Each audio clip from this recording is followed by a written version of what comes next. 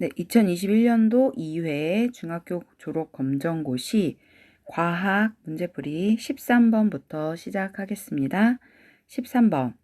다음 설명에 해당하는 생물 분류의 단위는 자연 상태에서 짝짓기하여 생식 능력이 있는 자손을 낳을 수 있는 생물 무리를 뜻한다. 생물을 분류하는 기본 단위이다. 자, 생물 분류 단위는 처음으로 나오는 문제인데요. 지금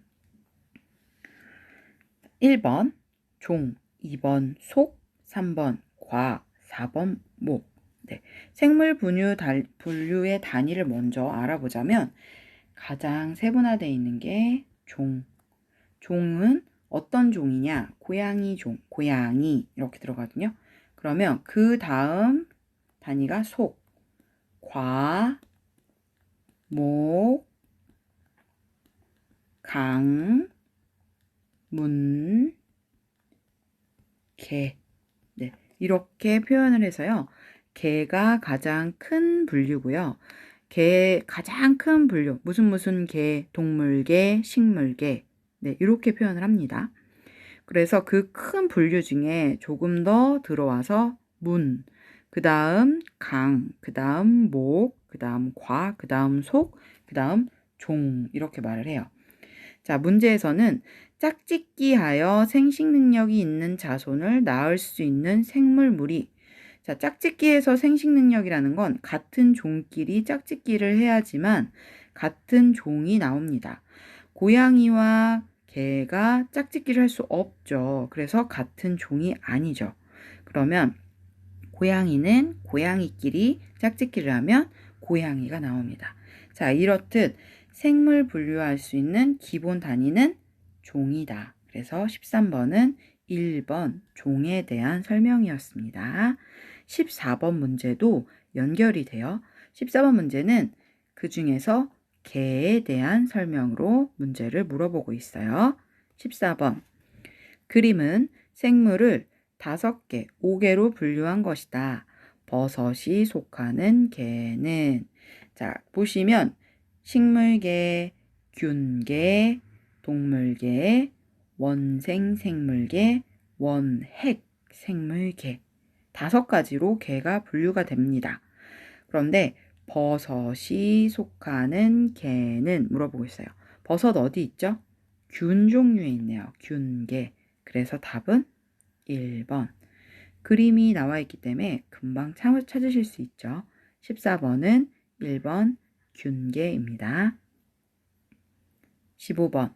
다음 중 식물이 빛 에너지를 이용하여 스스로 양분을 만드는 과정은 1번 생식, 2번 호흡, 3번 광합성, 4번 체세포 분열. 자, 식물이 빛 에너지를 받아서 양분을 만듭니다. 식물이 빛을 받으면 저희가 뭐 한다 그러죠? 네, 광합성 한다고 말하죠. 그래서 스스로 만드는 에너지는 3번 광합성입니다. 16번.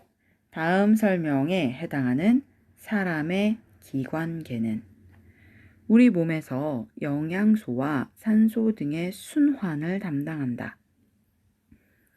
심장, 혈관, 혈액이 포함된다. 그림도 심장과 혈관이 도는 그림을 보여주고 있습니다. 자, 이것을 무엇이라고 할까요? 1번 배설계, 2번 소화계, 3번 순환계, 4번 신경계. 자, 지금 순환을 담당합니다 라고 말합니다. 그러면 네, 답은 3번. 순환계 3번이 맞죠? 네. 17번. 그림은 서로 다른 뉴런을 연결한 모습입니다. 감각기관에서 받아들인 자극을 연합 뉴런으로 전달하는 A는 감각기관 A를 거쳐서 연합 뉴런으로 전달을 하고 이것이 반응기관에 전달이 됩니다. 자, 여기 A 부분을 뭐라고 하는지 볼게요. 1번 뇌, 2번 척수, 3번 네프론, 4번 감각 뉴런.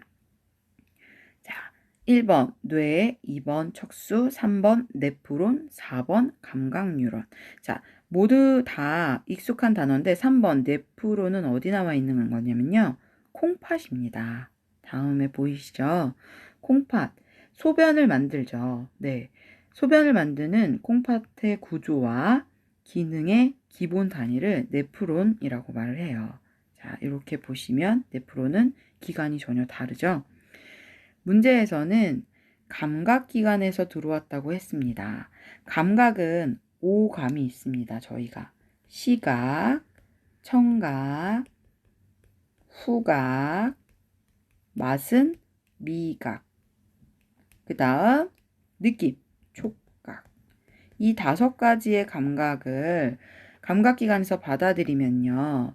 어디를 통하냐면 감각 뉴런을 통해서 연합 뉴런으로 전달이 되고, 여기에서 운동 뉴런을 통해서 반응 기관으로 전달이 된다고 합니다.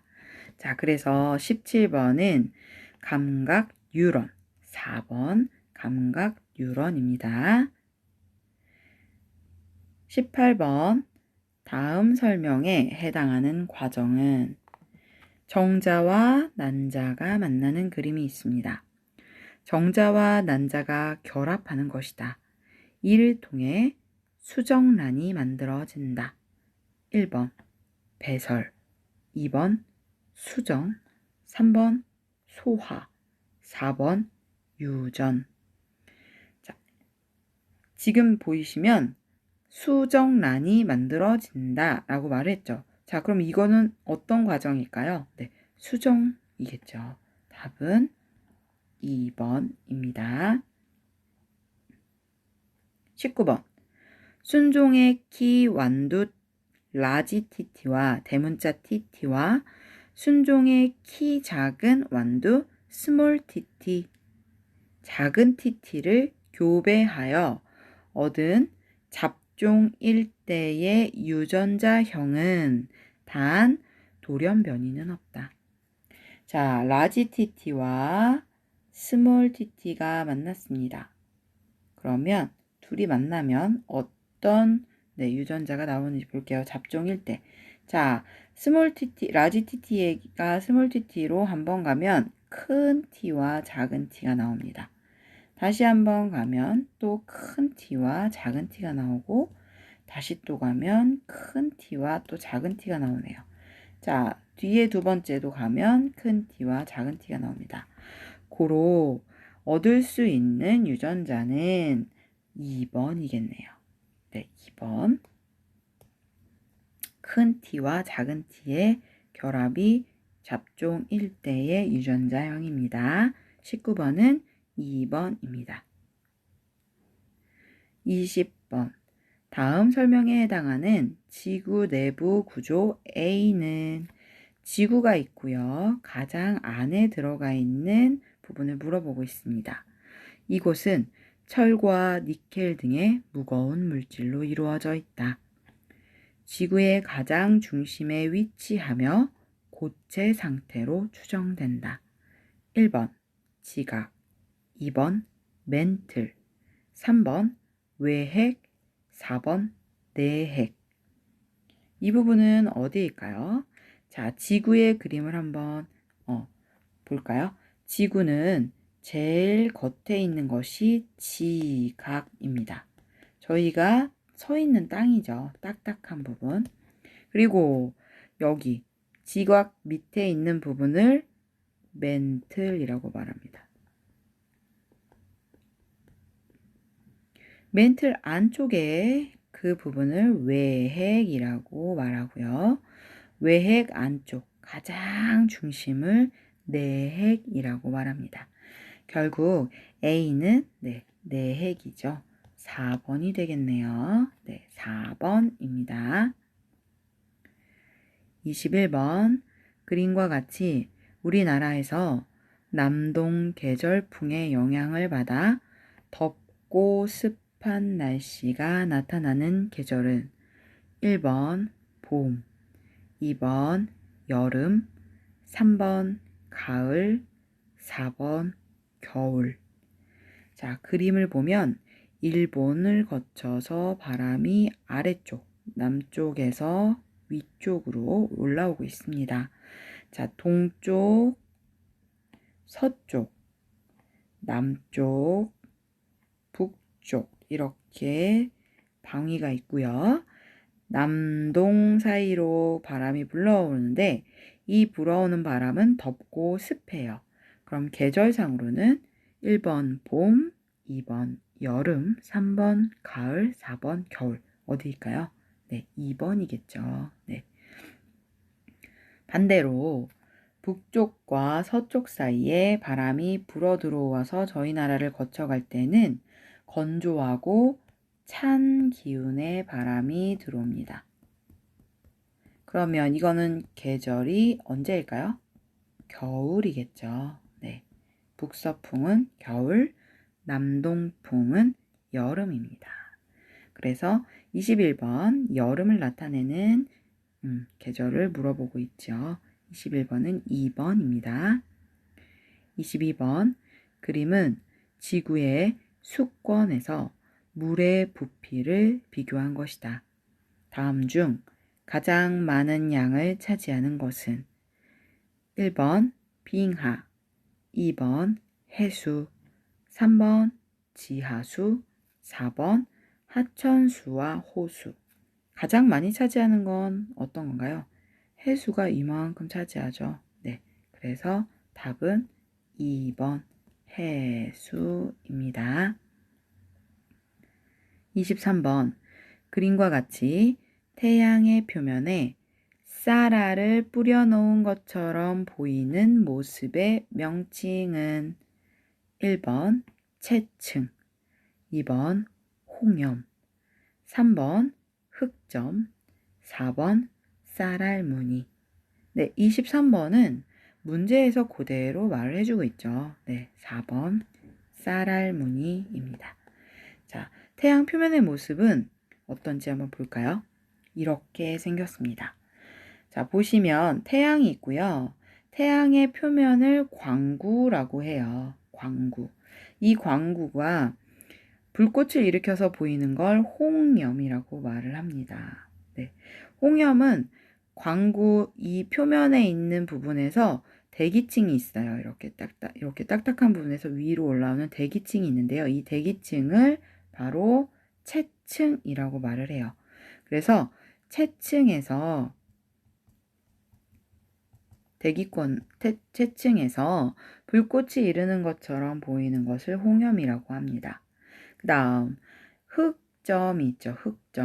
흑점은 온도가 낮은 부분이에요. 그래서 까맣게 이렇게 점처럼 보이는 게 흑점입니다. 그래서 태양은 이렇게 생겼죠. 자, 23번에서는 채층, 홍염, 흑점 모두 아까 그림에서 보았던 태양 표면에서 일어나는 것들이고요. 쌀알 무늬는 보이지 않았지만 네, 문제에서 설명하는 것처럼 표면에서 쌀알을 뿌려놓은 것처럼 보이는 모습에서 4번을 알려주고 있습니다. 23번은 4번이에요. 24번 그림은 절대 등급이 같은 별 A에서 D의 위치를 나타낸 것이다. A에서 D 중 지구에서 가장 어둡게 보이는 별은 단 파색은 거리 단위이다. 지구가 있고요. 별 A, B, C, D의 위치가 각각 단계별로 있습니다. 자, 이 중에서 가장 어둡게 보이는 별은 누구일까요? 네, 당연히 4번이겠죠. 멀리 있죠? 네, 그래서 파색, 4파색에 자리하고 있는 D, 24번은 4번입니다. 25번 그림은 지구에서 관측한 별 S의 연주 시차를 나타낸 것이다. 별 A에서 D 중 연주 시차가 가장 큰 별은 자, 연주시차 보시면 지구에서 별을 바라볼 때 태양 주변을 지구가 돌거든요. 1년 동안. 자, 이것이 공전입니다. 그래서 태양 위에 있을 때, 태양 밑에 있을 때 지구에서 별을 바라보는 각도, 이것을 연주시차라고 합니다. 즉, 별은 그 시각 차이예요. 언제 바라보느냐. 네, 이것을 연주시차라고 하는데요. 자, 보시면 연주시차와 지구, 그러니까 별과 지구의 연주시차의 각도는 어떤 것이 가장 큰가? 이렇게 물어보는 문제죠. 한 가지, 그 규칙이 있습니다. 어떤 규칙이냐? 별은 지구에서 멀리 있을수록 연주시차가 작고요. 가까울수록 연주시차가 큽니다. 지금 보시면 D는 연주시차가 이만큼이죠. C, B, A. 결국 연주시차는 가장 가까이 있을수록 크죠.